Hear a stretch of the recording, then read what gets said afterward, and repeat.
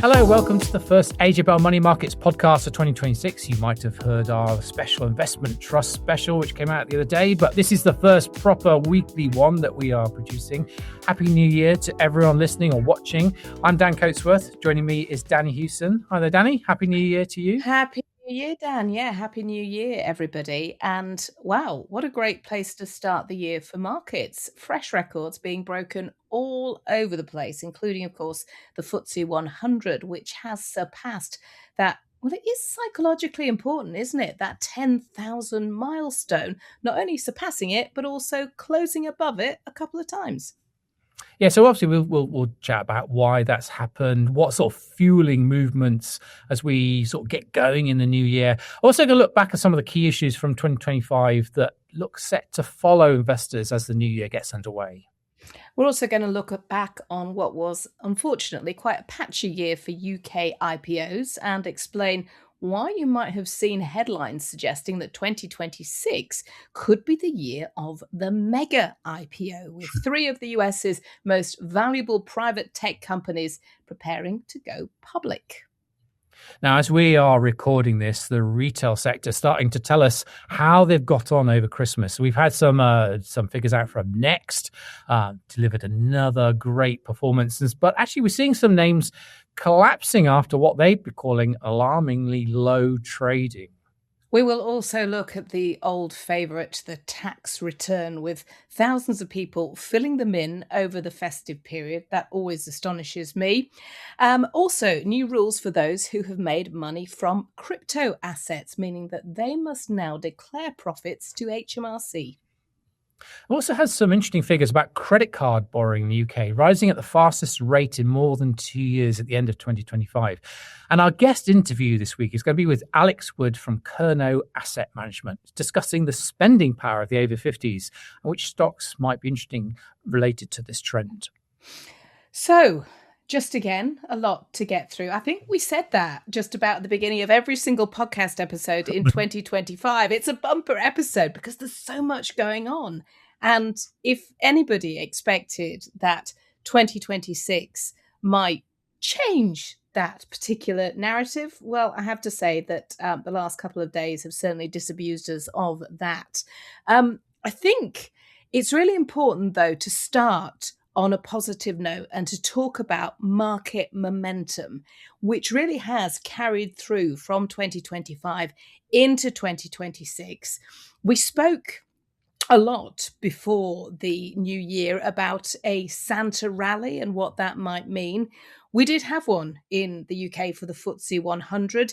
Didn't happen in the United States, but that doesn't mean that momentum has cooled. Far from it. In fact, we have seen the Dow Jones close at a fresh record high just yesterday as we record this on Wednesday.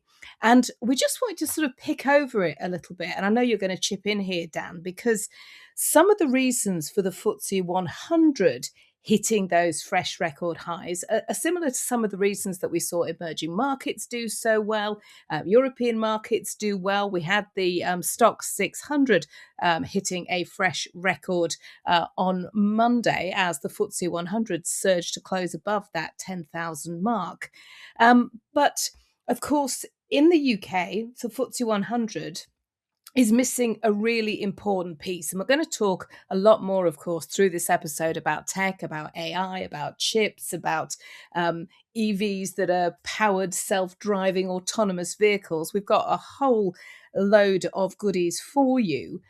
But here in the UK, one of the criticisms which has been levelled at London markets for a long time is the fact that it's full of traditional, older, reliable income stocks, which maybe are a bit fusty and dusty.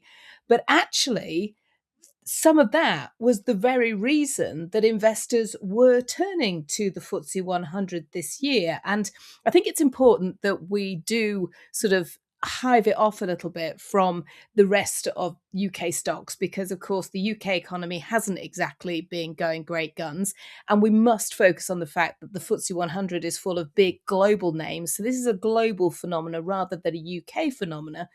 But It's been really interesting to hear lots of commentators just over the past week talking about this FTSE 100 boom and talking about the fact that those jam tomorrow stocks, maybe now we're looking at them thinking, yeah, maybe you're not going to be producing quite as much jam tomorrow as you maybe had been promising. And that sort of growth story is slowing a little bit, although, of course, clearly there are exceptions.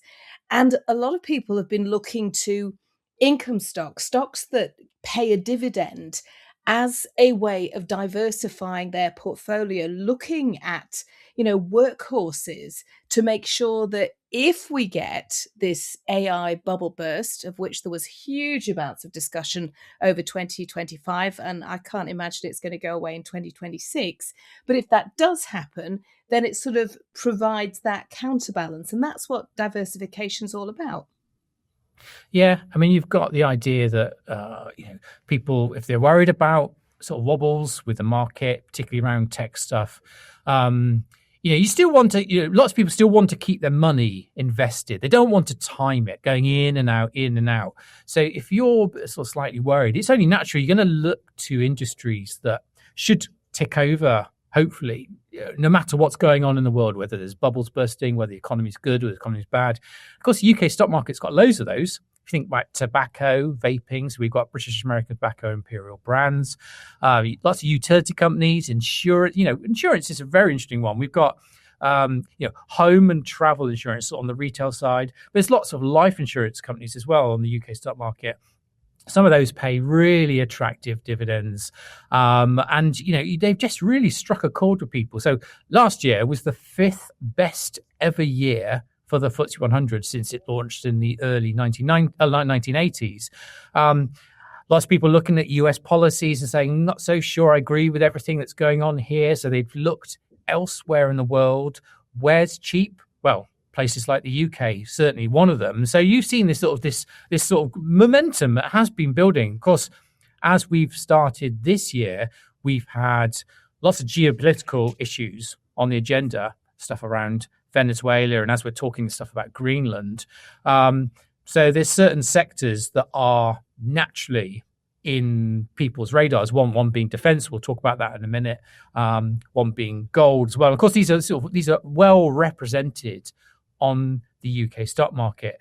But what sort of strikes me as quite interesting is how markets globally haven't really wobbled on what's happening with Venezuela and sort of speculation around Greenland as we're recording this. And I think it's because Donald Trump is sort of giving the impression that everything's under control. There hasn't been an outbreak of war. And so markets are sort of just taking these things in their stride at the moment.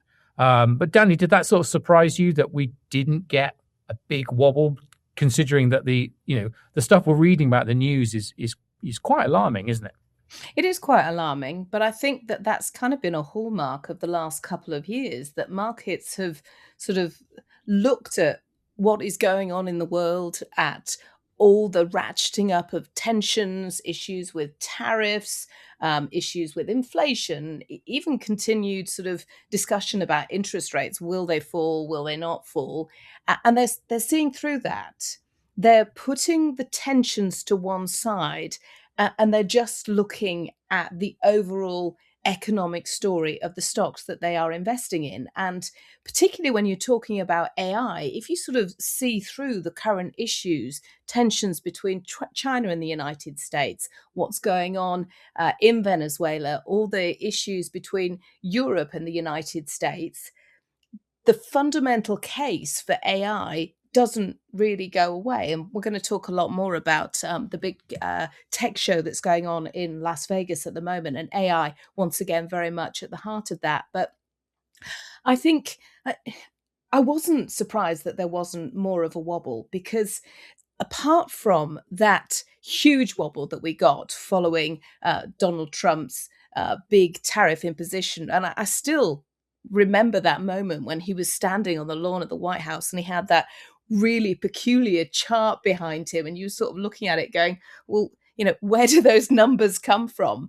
And apart from that, it was notable that really markets were just looking beyond the current tensions. Because, of course, if you're investing long term, you should be thinking 5, 10, 15 years. And certainly businesses, when they're making their decisions about where to go next, they're doing exactly the same. So they're looking beyond this current administration and the current situations that are going on between different countries. And they're just thinking more about those sectors and where they're likely to end up.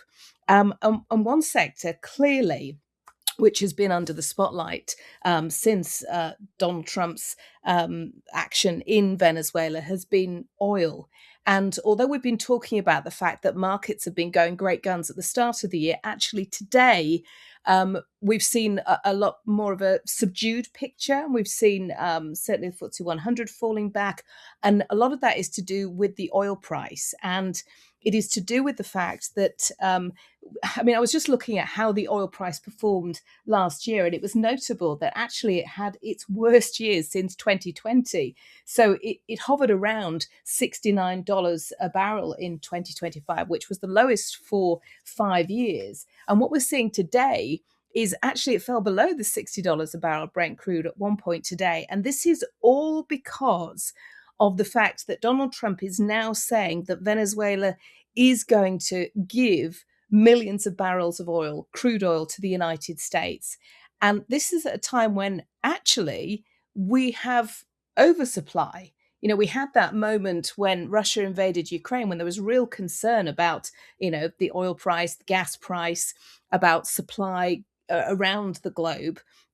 But we currently are in a situation where the oil price has been struggling to sort of maintain. And if you're going to be putting an awful lot more supply into the global economy, then that is going to suppress the oil price further. But it was noticeable that the action didn't really have much of an impact on the oil price to start with, because actually Venezuela, it's only about 1% of global oil supply at the moment. And that is because the industry itself has been really sort of pared back over the years. And I think now the expectation is that although Donald Trump, with this particular action, is making big waves in terms of ramping up production in Venezuela and the potential for US oil companies, global oil companies, to make money in Venezuela, that is going to be something which is going to take time and it's going to take money. And we saw ExxonMobil and Chevron shares jump up significantly after this action. And actually, the company Chevron is the one which potentially is at sort of advantage because it is the only one still operating in Venezuela. So ExxonMobil and ConocoPhillips actually left way back in 2007. They had assets seized with the former president there. So this is a situation which many people suspect will take 15 years or more to try and get back to the kind of output that Venezuela had, the kind of industry that Donald Trump is saying that it should have. And certainly, it is thought to have the biggest supply of oil globally. So clearly there's a huge amount of interest in the oil and in this country. But I think it's going to be really interesting to see how the oil price performs over the next few days. I think, the idea that Venezuela, yes, it's got significant amounts of oil. Analysts have said for a long time that it would take a very long time to get that infrastructure into a better shape to be able to properly exploit all that oil. And then Donald Trump comes on and said, "Oh, no, it's fine. It's right. These American oil companies will just spend loads of money and they can do it in 18 months." So I think perhaps investors are sort of looking at US oil companies and thinking that they've got Trump on their side. He's going to make things easy for them to go and exploit this stuff. But it's never that easy. And so I think there's going to be lots of companies going, well, do we actually want to be investing our money there at the moment? So much uncertainty. About a great big long list of things, starting with this, the political landscape. And so I can see sort of, this story can sort of all keep evolving as the weeks go on. But when we're talking about oil, I want to talk about a couple of things linked to the broader commodity space. Obviously, gold has been in demand this year, extending a trend that we saw last year as well. And this year, particularly, when people are seeing what's going on in Venezuela on the news, it's natural for people to go, actually, look, perhaps I want to put some of my portfolio into an area that's historically been sort of a haven. Gold has historically been a store of value. And I think when things look very uncertain, people do tend to gravitate towards gold. And so it's done very well. Obviously, that's benefited a couple of the gold mining companies and silver mining companies that we've had on the UK stock market and the FTSE 100. But it's not just gold that's actually been in demand this year; it's copper as well. And this is linked to sort of hoarding inventory in the US, supply disruptions. Copper's hit a new record this year, just over $13,000 a ton. Actually, the record high was $13,390 a ton. So this sort of major supply disruptions of now sort of increasing expectations for a big deficit this year. It was in surplus last year. So I think that obviously you've got names like Antofagasta, Anglo American. They're big names in the copper. Their shares have done very well this year. And also, we did mention at the start, defense sector as well. That's another reason why the UK stock market has done well this year.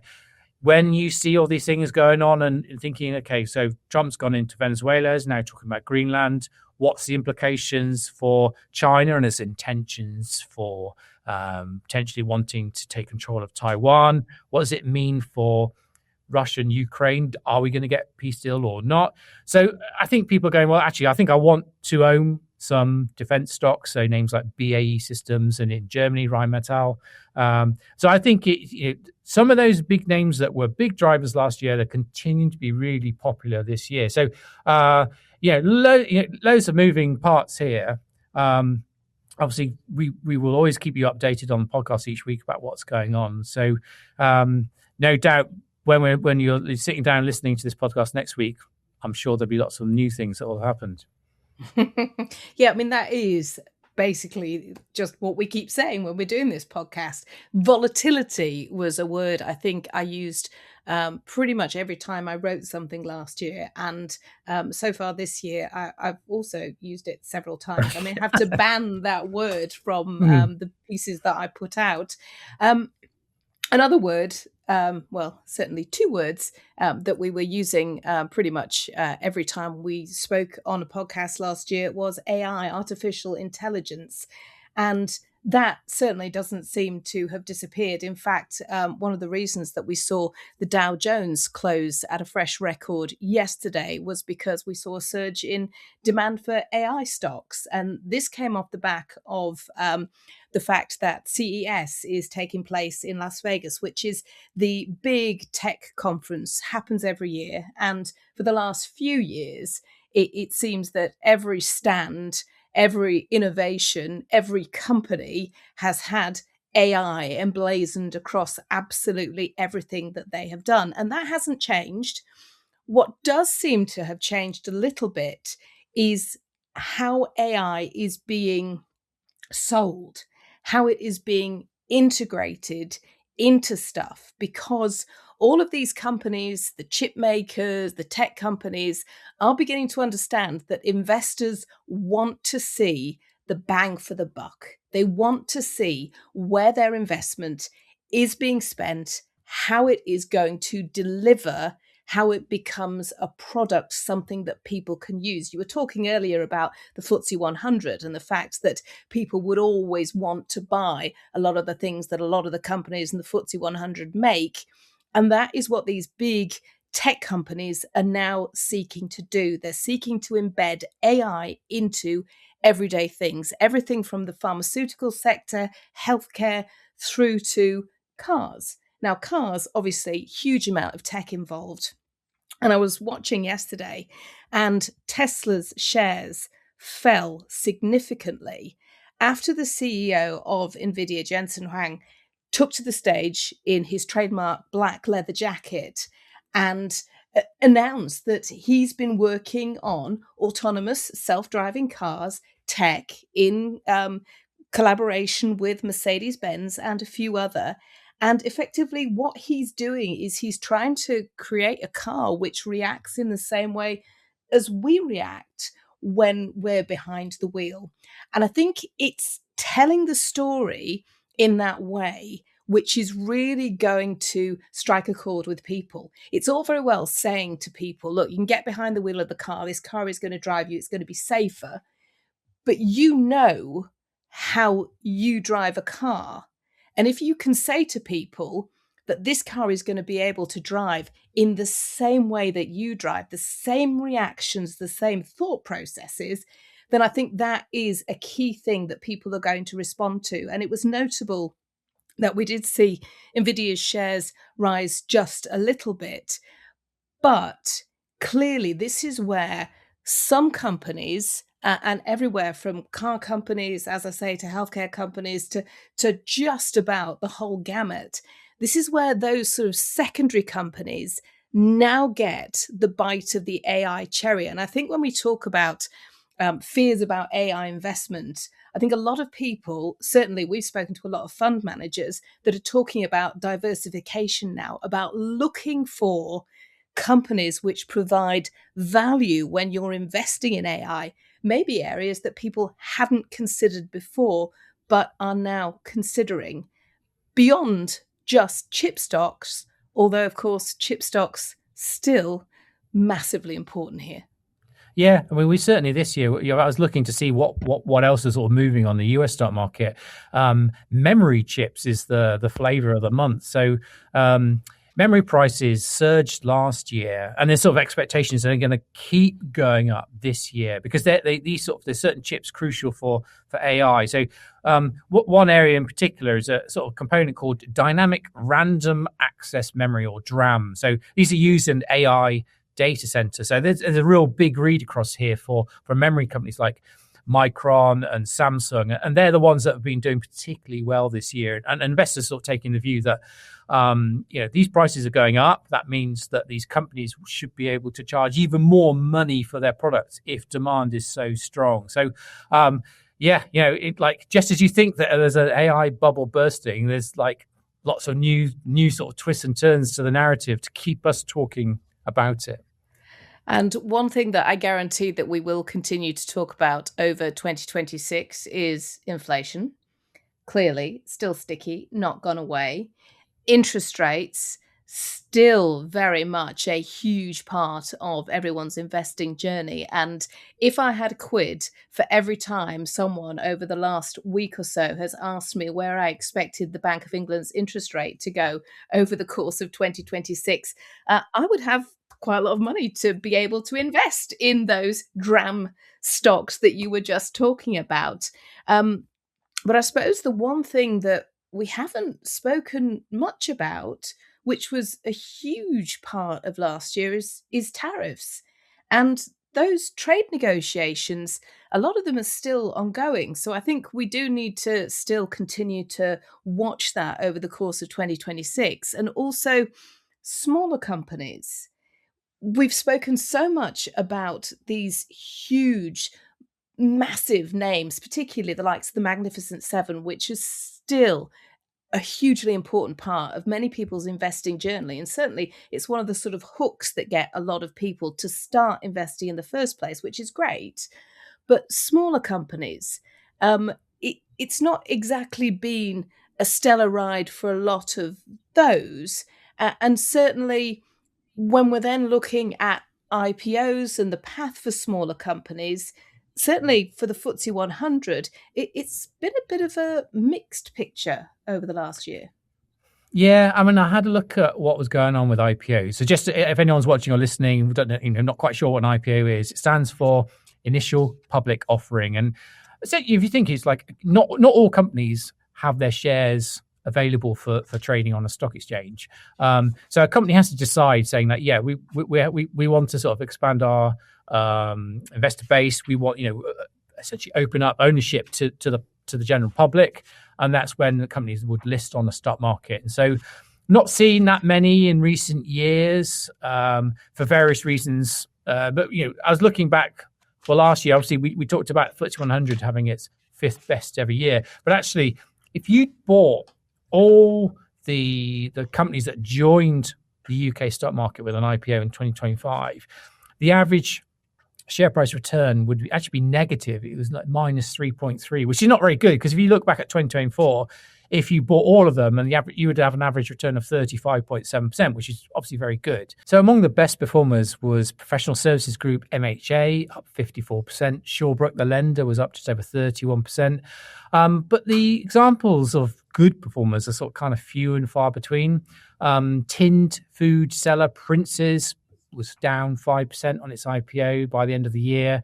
And there's an Australian group called Wellnex Life, down 81% on its IPO last year. I mean, that was just pretty bad. There's so many changes with all the people running a company. I was already talking about a turnaround strategy. So it's a bit of a chaotic scene. But looking ahead to 2026, there are some reasons to be a little bit more optimistic. Obviously, the Chancellor, Rachel Reeves, last budget gave a bit more clarity about taxes. That might help businesses plan a bit better. Obviously, the listing rules for the London stock market have been relaxed. There's a stamp duty holiday on the first 3 years for companies joining the stock market. So any people selling those shares don't pay stamp duty for the first 3 years after IPO. And obviously the FTSE's strong performance last year is, it should be good for sentiment. So hopefully this will drive more companies to have the confidence to list. And so there's a few names in the frame. Waterstones has been sort of banded around as a potential IPO. Software company Visma could be worth 19 billion euros. That could, the UK is crying out for more technology companies. That could be definitely one to watch. Speculation that Starling Bank might list. There's a veterinary chain called IVC. But there's a few names that were talked about for 2026, which might now be story for 2027, like payments group Zilch, and also Monzo Bank as well. There's also a couple where they might have their main stock market listing in a different country and have a secondary market listing here, but that would mean that they wouldn't qualify for sort of those big FTSE 100, FTSE 250 indices. And one that sort of perhaps would resonate with people is a Hong Kong group called A.S. Watson. It owns the Superdrug brand, so a name that we're all very familiar with, but if it did list in the UK, it might not actually get a place in those sort of big UK market indices. I see your Waterstones and your Visma, and I raise you OpenAI, Anthropic, and Space X. Wow, now, that's a big raise, isn't it? It's a big shopping list, but there is the potential that this could be the year of the mega IPO. Obviously, you were just talking about London listings. All three of these clearly would be US listings. So this is potentially quite a time for investment banks and all associated law firms and investors just in general, because investors will be salivating at the opportunity of being able to invest in these massively well-known, massively valuable private US tech companies. And I saw some figures put on it estimating that if these three were to go over the line, it would eclipse the total made last year from, I think it was around 200 US IPOs from 2025. And $3 trillion is the amount that's been put on the potential listing for the three. Certainly SpaceX has talked about 1.5 trillion. OpenAI, there was a lot of discussion sort of towards the back end of last year that could be $1 trillion. And, these are huge sums of money. But all these three have been talking about the potential of listing for quite a while. We know that there have been discussions taking place. There have certainly been a number of people involved in trying to sort of get things ready if the playing field looks right for listings, because there's been speculation that last year might be the year of the mega IPO. And then, of course, we had issues with tariffs. We still had pretty high inflation. but it's a bit of a sea change in terms of the kind of companies that people can invest in.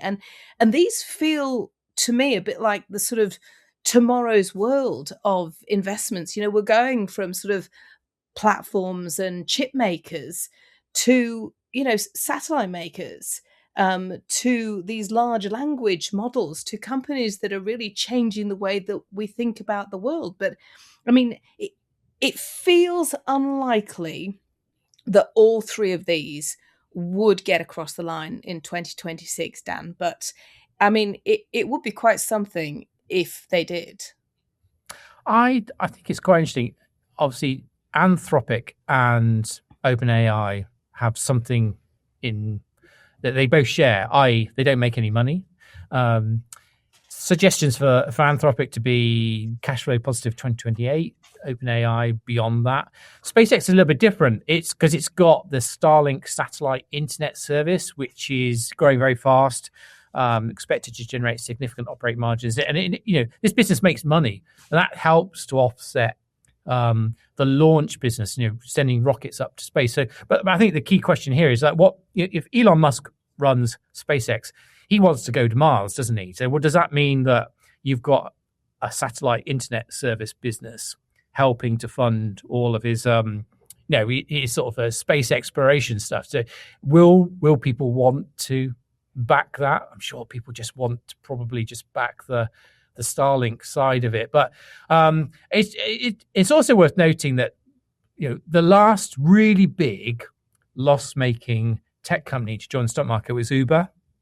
Didn't do very well at all on the markets until it reported its first operating profit. And that was a real turning point. And since then, it's sort of really won over investors. So I think that if all three of those names you mentioned, Danni, do list next year and they raise massive amounts of money, that we'll be hearing from people going, is this the top of the market? Something to think about. Yes, you've got three interesting names coming, but there's also it could be a potential red flag.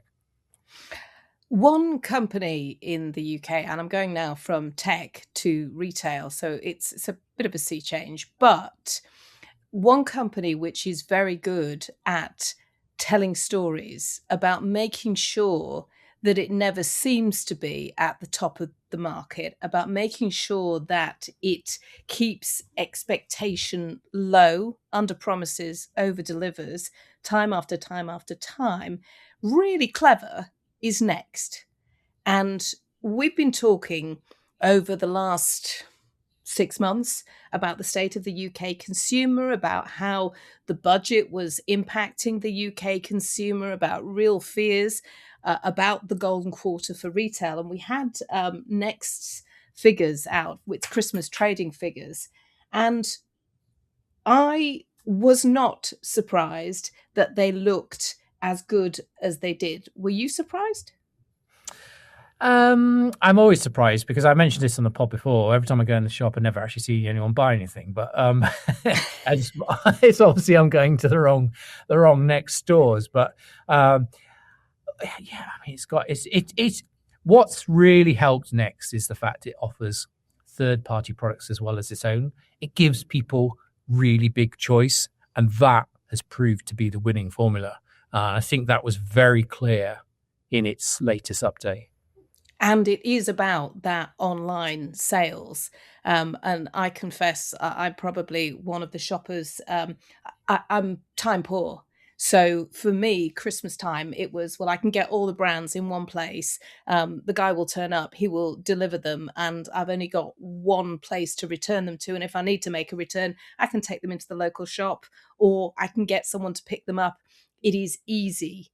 And I get what I want. I know what I'm paying. And it just makes sense to me. And I went outside to talk to my delivery guy who had a car packed full of Next bags. So that's who's doing the shopping. They're doing it from their kitchen tables rather than going into store. And then often they're taking things back in store, or they're trying things on in store. And I think Next has really hit a sweet spot here. And once again, it was notable that the boss, Lord Wolfson, was playing down expectations for 2026 because he's very good at managing expectations. But he was talking about the fact that despite that we've seen sales growth of 6.6% over 2025, they're expecting just 1.6% in 2026. Now, some of that is down to the fact that they did get a bit of boom from the woes that Marks and Spencer were facing. And he did mention the fact that the budget did impact how people were spending. They were taking a more cautious view. And then once the budget was over and they'd sort of been able to take stock of how it would impact their personal finances, were then choosing to go out. So that's why we saw footfall sort of ramping up right the way to Christmas Eve. And I think Christmas Eve was quite busy, certainly where I was. But I went out a couple of days before Christmas and I went to a big shopping centre, and Claire's was still trading. It had a lot of things on offer. Of course, we saw back in September 2025, it collapsed into administration, was taken over by Medela Capital, and it's gone back into administration along with the original factory shop, both owned by Medela Capital. And what was really notable was some of the words that were being used by Medela Capital when they were talking about trading conditions, talking about how much time and effort that they had spent trying to rescue Claire's, trying to turn around the original factory shop, and saying that they didn't feel that there was a path forward for these businesses. And of course, Christmas Day is that key date on the retail calendar when rents are due, because rents are due 4 times a year. And that rental payment is made in advance, and it will see a retail business through to the spring when hopefully those January blues are well and truly out of the way. But it feels like it's going to be very difficult for a lot of retailers. And I wouldn't be surprised to hear of another, or at least a number of other high street names in trouble over the next few months. I mean, I know I'm like you, Danny. I've got 2 teenage kids. I spent a long time when they were younger taking them to Claire's to buy stuff. But Primark seems to sort of just muscled in on their territory. They're offering really cheap earrings, beauty products, that sort of stuff. And it's like, it's hard to compete with that sort of thing. You walk past a Claire's now, then it's never that busy. It is a bit of a shame, really. It's for I think there's a group of well-known brands that we sort of assume will be there permanently, and it's just unfortunate. I don't think that's going to be true. Also, I saw some interesting data on credit card spending. It grew by the fastest annual rate in nearly 2 years and run up to Christmas. And of course, that does that suggest that life is becoming a lot harder for certain households? That they're having to essentially turn to borrowing to pay for stuff. So the Bank of England report showed the annual growth rate for consumer credit edged up to 8.1% in November from 7.5% in the previous month. So within that, the annual growth rate for credit card borrowing increased 12.1% from 10.9%. So that's the highest figure since January 2024. So does that suggest people put loads of their Christmas spending onto credit cards? So it might be that we hear from retailers saying actually Christmas was okay. But what does it mean? What's the knock-on effect? Is that they have to pay that money back? Does that suggest that if Christmas is okay for many retailers, actually January, February might not be very good because consumers are still having to manage their sort of repayments? There's also another knock-on effect from high credit card usage, and that's in mortgage applications. So mortgage advisors are sort of flagging that actually the higher levels of unsecured borrowing does have effect on affordability. So I was reading an article in sort of the trade press saying borrowers are often surprised to find that they qualify for less than anticipated when applying for a mortgage, or that actually certain lenders are no longer available to them because they're once you factor in these sort of unsecured lending commitments. So one mortgage broker actually said they were seeing more cases where applications had to be paused or delayed because their client had relied too much on credit card recently to manage high living costs, or because their utilization of credit cards has just been creeping up and over time. So something to think about if you're going shopping and perhaps you're thinking, I'll just put it on the card, and actually you're also trying to get onto the housing ladder. Because, of course, interest rates play a huge part in that. And last year we had 4 interest rate cuts. And this year, just looking at market expectation, maybe 2 is the expectation for 2026. So a major slowdown. I think we're going to be keeping a close eye on employment data. We saw unemployment obviously hit above 5% towards the back end of the year. It's going to be really interesting to see what happens after December. And inflation, it came down more than many people have been expecting, but the Bank of England is expecting that it will nudge up again for December. So we've got awful April to come as well. And that is the time when a lot of people have to sit down again and really manage their budgets. So, people's spending power, despite the fact that inflation has come down significantly, it is still not back to where it was. And while we're talking about spending power, one area that we haven't explored much in recent months is the spending power of a certain age group. As people become older, many are sitting on a decent amount of wealth. They've got the means by which to enjoy a comfortable lifestyle. Regular listeners will know we discuss retirement and pensions a lot, but where they spend their money is of interest to certain investors, including Alex Wood, Chief Investment Officer of Kernow Asset Management. Dan recently caught up with Alex to talk about the spending power of the over 50s and the stocks that play to this trend. Dan and Alex chat about Saga and Pets at Home, among other names, as well as exploring Alex's approach as a contrarian investor. Let's hear that interview now. So I'm very pleased to be joined by Alex Wood, Chief Investment Officer of Kernow Asset Management. So Alex, great to see you. Hope you're well. I'm very well, thank you. It's a real pleasure to be here, and thank you for your time. Well, I was recently reading some stuff that Kernow Asset Management have put out, and there was a statement in one of these sort of commentaries that said the rise of the wealthy 50-plus silver pound demographic might be the most potent and persistent force shaping Western economies today. So that's a pretty sort of powerful statement, and obviously core to what we're going to talk about today. But I think if we just take a sort of step back, I mean, I think if people think about anyone aged over 50, there's a high chance they might be advanced in their career. They might be, they might have paid off their mortgage, or certainly towards the end of that sort of stage of their life. They might have more money to spend. They're approaching, or they've just started retirement. So I think that's why we hear about these labels like silver pound, silver spenders, grey pound. So obviously, as an investor, you might think this is quite a good place to hunt for opportunities about where the places that these over 50s could spend their money. So Alex, obviously you as a fund, working for a fund management company, where have you been looking? Which sort of stocks have caught your eye to play this trend? So it's a great question. So just a quick step back. So when we started looking at this, and it was related to Saga, which was a stock you were investigating, what was the tailwind for the sector. We all know that there's a greater number of elderly people in essence, and you just assume that's going to get bigger and bigger, but there's a subset before that who are sort of like the new idle wealthy. You've got a bit of time on their hands, a bit of money, and they're a very powerful cohort that didn't really used to exist. It's like a new class almost, and they're increasing the amount of power and control they have. Is it increasing at an exponential rate? It's a curve.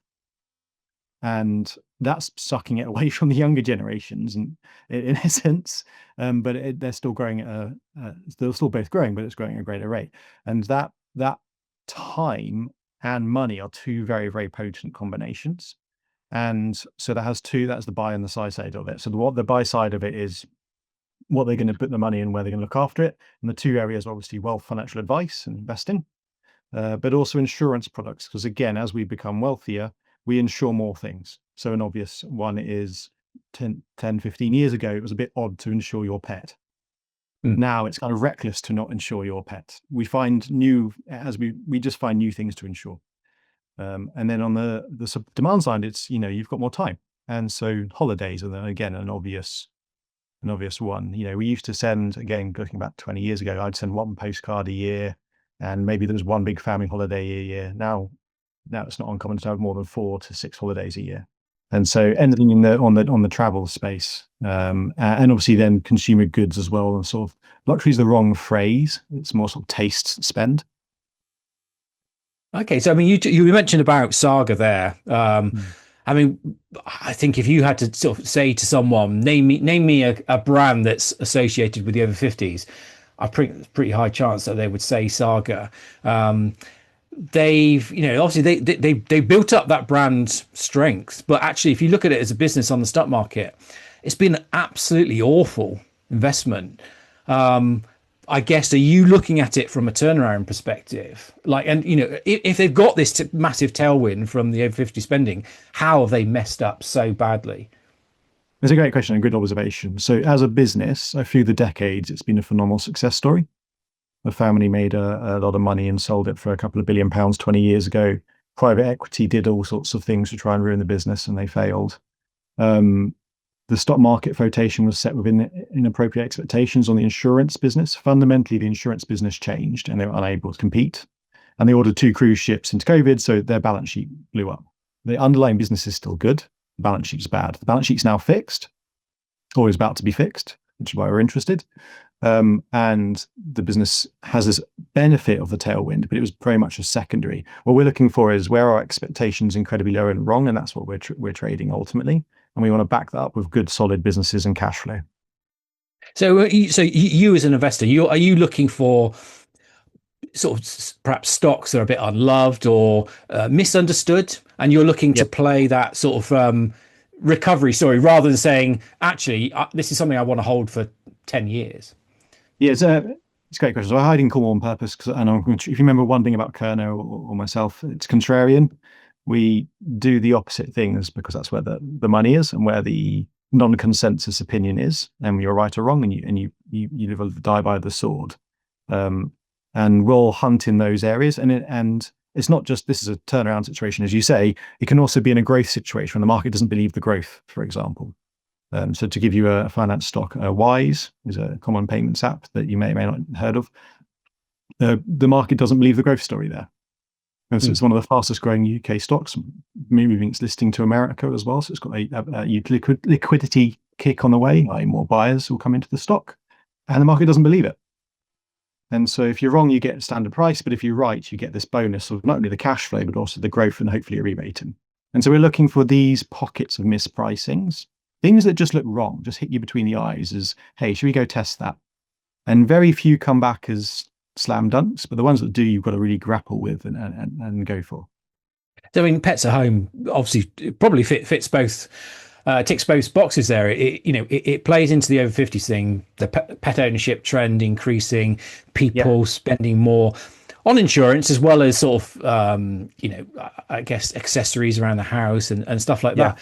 But their growth has not been as strong as perhaps people thought. Share price has taken a huge hit.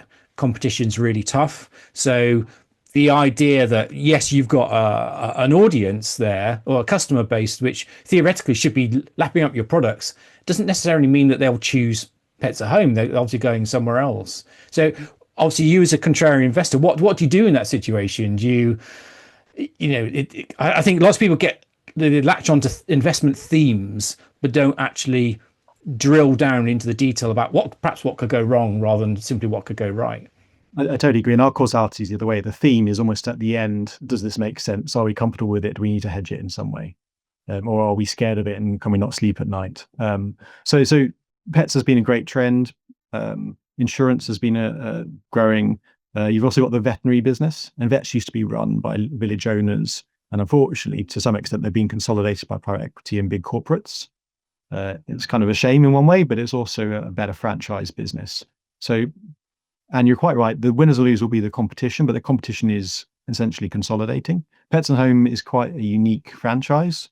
For the record, we're not invested, but we're very interested because you've got a change of CEO, you've got a cost structure that's out of kilter, you've got customers who love the product though. And so it feels like something can get there and can be done. And you wait for that inflection point or for the price to get low enough that it's just absurd. And you want to match the strategy in some sort of catalyst in 1 to 3 years' time, that you find out if you're wrong or you get rewarded, so you can move on. Obviously that sort of point where you spot a company that is going through troubles but clearly is trying to do something to fix those problems. Is there not a risk that if you wait too long before there's evidence of the turnaround that you've missed the easy money, or would you rather wait and potentially lower your risk that you're taking on by not getting in too early? Yeah, so as another really good question, more of a trading question. So you want to get it when you spot the mispricing. These things the market does is reasonably efficient. You want to put a little bit in to start paying attention and testing out the null hypothesis, testing why you're wrong, trying to figure out why you're wrong, trying to figure out if you're right. You feel comfortable increasing that size. If the market runs with you and confirms what you're doing, then you can also lean into that or let it grow. And so that's very much a trading. And that's about risk control. And more importantly, it's about cutting your losses and let your winners run overall. Spotting these things isn't hard, but controlling the risk, you're absolutely right, is the most important thing. And look, and if we miss it, we miss it. We only have 20 long positions. Warren Buffett said you don't have to swing at every pitch in investing. But when you get a good one, you swing as hard as you can.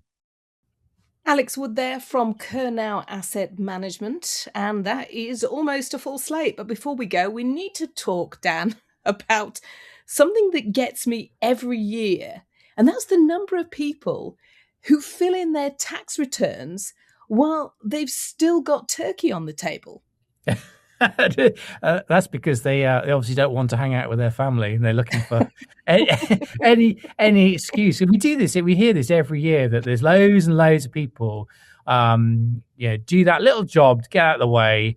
I don't know how do you justify that? You just suddenly get up from the table and say, I'm really sorry, but I've got something really pressing to do. It's my tax return. But we're talking tax. Just remember, we are approaching that key deadline, 31st of January, if you've got self-assessment tax return to do for the 24-25 tax year. So HMRC says it's expecting tax returns from over 12 million people, but nearly half of that amount haven't actually filed their returns yet. Of course, you risk incurring penalties if you miss that deadline. So I guess we're just briefly, the natural question is who actually has to do this? So you need to file a tax return if any of the following apply during this tax year. So you worked for yourself, you earned more than £1,000, you had capital gains tax on something you sold or transferred for a profit, you had to pay the high income child benefit charge and don't pay it through PAYE, or you're a partner in a sort of a business partnership. So even if none of those actually apply, you might still actually have to file if you've received more than £10,000 from savings and investments in the tax year. So filling in the form it isn't actually as hard as you think, as long as you've got a good record of all the little bits like how much you earned, how much you made on capital gains and stuff like that. But just remember to pay on time as well. So whilst you've got to file that by 31st of January, you actually have to pay what you owe by midnight on the 31st of January as well. And if you don't, you start to get hit with interest bill. So HMRC charges 7.75% interest from the 9th of January 2026. I think, and further surcharges if the bill remains unpaid months later. So obviously, we don't want to alarm you too much about tax stuff. Just have a think about it, get on and fill that form. And also, if you're, sorry, just cut that bit there. Naturally, if you're also investing in cryptocurrencies, Danny's got another bit of potentially good/bad news for you around tax. Tax, it's always bad news, isn't it? Well, usually bad news, although I had some good news because I got a tax rebate, but that's because I had bad news last year. One thing that you might notice if you're filling a self-assessment tax form this year is there is now a box for cryptocurrency, for crypto assets, if you have made a profit on crypto assets. And they were incredibly volatile last year. Bitcoin obviously is the most popular, the most well-known one. What's interesting is that there were some figures from the FCA out showing that 8% of UK adults now hold these tokens. So this is an area where HMRC has been really paying close attention to. It believes that people haven't been paying the tax that they owe on these crypto assets if they have made money on them. So what's happened since the 1st of January is that the UK has signed up to CARF, the Crypto Asset Framework.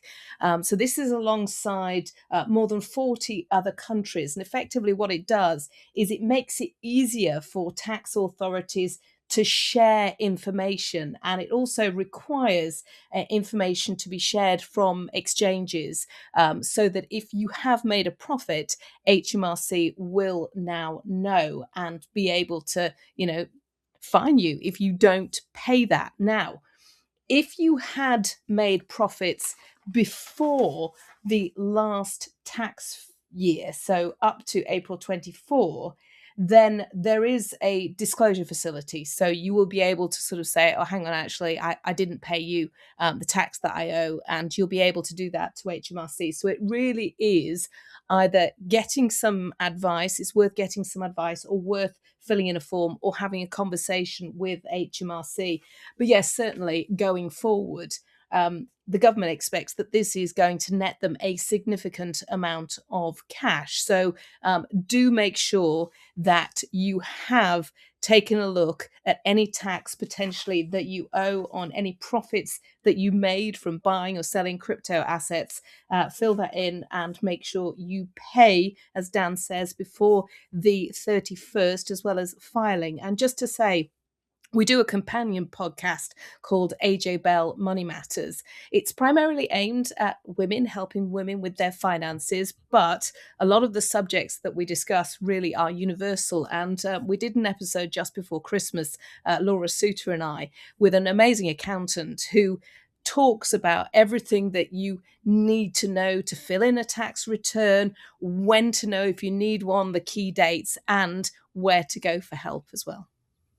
So that's everything from us this week. Do make sure you hit like and subscribe to the podcast so you never miss an episode. Now, we've got some great guests lined up for the new year, covering a range of topics, including someone very close to SpaceX, which we mentioned earlier. We always love to hear from you. We'd like to know who should we be talking to? What would you like to hear about? Any topics or people for us to go and seek more information from?